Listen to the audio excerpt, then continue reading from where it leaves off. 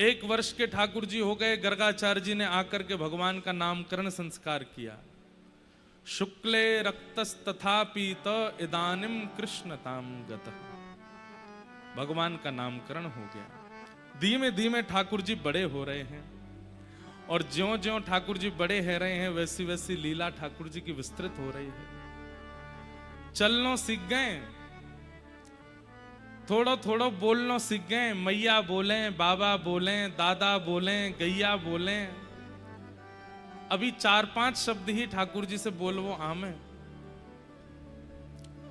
धीरे धीरे ठाकुर जी अब चलन लगे हैं। सूरदास जी महाराज ठाकुर जी के इस भाव का वर्णन कर रहे हैं। हे हरि अपने आंगन कछु गावे, हे हरि अपने आंगन कछु गावे। बहुत सुंदर भाव है। नेत्र बंद करके इस भाव का दर्शन कीजिएगा। इतना सुंदर वर्णन श्री सूरदास जी महाराज ठाकुर जी की बाल लीला का कर रहे हैं। ठाकुर जी थोड़ो थोड़ो चलना सीख गए हैं और अपने आंगन में स्वयं अकेले हैं। यशोदा मैया रसोई में है, दाऊ दादा नंद बाबा के साथ गौशाला में है। आंगन में कोई नहीं है, अकेले हैं ठाकुर जी। और उसी समय छोटे से ठाकुर जी कौंध नहीं पहनी है, वस्त्र नहीं पहने हैं, नंगम नंगा डोल रहे हैं। घुंघराले केश सिर पर बांध करके उस पर एक मोर पुच्छ लगा रखा है और अपनी एक छोटी सी भुजा उठा करके ठाकुर जी कुछ गा रहे हैं। क्या गा रहे हैं पता नहीं है। हे हरि अपने आंगन कछु गावे।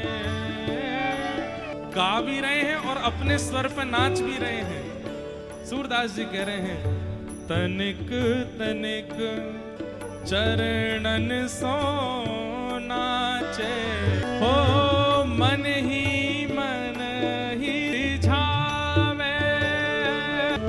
ठाकुर जी कुछ गा रहे हैं, अभी शब्द नहीं है इतने, बस आ करके कुछ गा रहे हैं और अपने आप ही अपने छोटे छोटे पैरों से नृत्य कर रहे हैं। उस स्वर को यशोदा मैया ने नहीं सुना, दाऊ दादा ने नहीं सुना, नंद बाबा ने नहीं सुना, तो किसने सुना? गौशाला की गैया की बछिया नंद भवन में जा आंगन में ठाकुर जी नाच रहे हैं, मई बाहर खुली घूम रही हैं। बछिया आकर के द्वार के अंदर झांक करके देख रही हैं तो अकेले ठाकुर जी एक भुजा उठा करके घूम घूम करके नाच रहे हैं, कछु गा रहे हैं। आहा बाह उठाए कारी धौरी गैयन टेर बुलावे। ठाकुर जी घूम घूम करके नाच रहे हैं, कुछ गा रहे हैं। अभी पैर भी सही से धरने नहीं आते हैं, बीच बीच में लुढ़क जाते हैं नीचे। और जैसे ही ठाकुर जी ने नाचते हुए देखो कि द्वार पे एक कारी बछिया और एक गोरी बछिया, ये दो खड़ी है के कान उठाए करके पूंछ उठाए के ठाकुर जी को देख रही हैं। भीतर क्यों नहीं आ रही? सूरदास जी कह रहे हैं कि भैया वो गैया भी विचार करें कि छोटे से लाला हैं, कहीं गलती से हमारो खुर इनके ऊपर पड़ गया तो लग जाएगी, तो दूर से ही देख रही हैं। उनके संकोच को दूर करते हुए जैसे छोटे बालक अपने भुजा ऐसे करके किसी को बुलाते हैं। बाह उठाए कारी धौरी गैयन टेर बुलावे।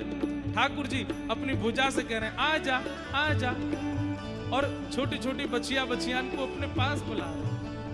दौड़ करके छोटी छोटी बच्चियां, छोटे से गोपाल जी और चारों तरफ बच्चियां घूम रही हैं और ठाकुर जी उनके बीच में। हे हे हरि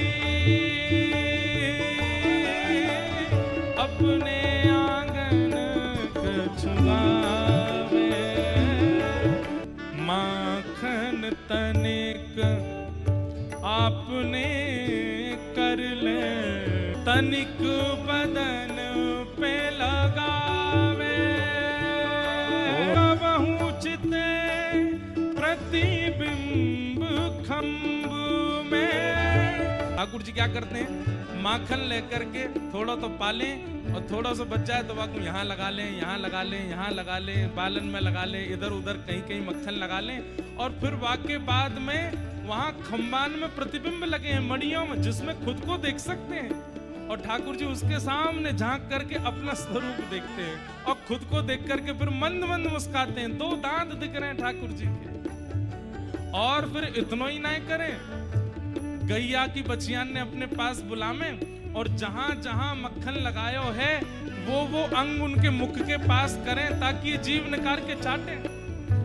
लाल जी नीचे लेट जाते हैं, छोटी छोटी बच्चियां ठाकुर जी के अंग पर लगे हुए मक्खन को अपनी जीभ से चाट रही है। आहा, ये छवि देख करके सूरदास जी बलिहारी जा रहे हैं। हे हरि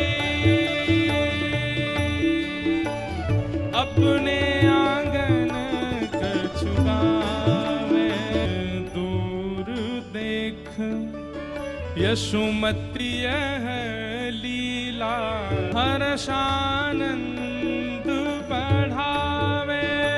सूरदास के बाल चरित नित नित ही